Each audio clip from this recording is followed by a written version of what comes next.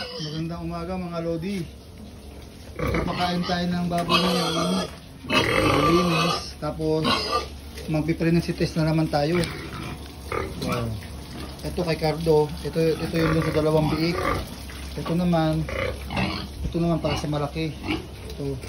Tapos ngayon, pregnancy test tayo. Maya hintayin natin siyang umihi. Part ito ng pregnancy test paggamit ng pregnancy test ng baboy. 24 days na ngayon since na AI siya, hindi siya naglandi. So tignan natin kung effective ba talaga yung pregnancy test. Sa unang video ko kasi hindi pa ako marunong masyado mag-video. So ngayon gagawin natin mas malinaw pa. Request ng ating mga followers sa mga nakakita ng video, kailangan daw malinaw daw ang pagkaka-video, walang natatakpan.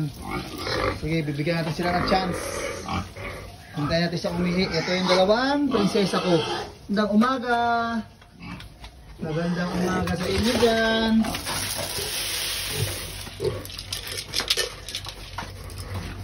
Kumain kayo. Then, linisin natin ito si Cardo. Mamaya ulit.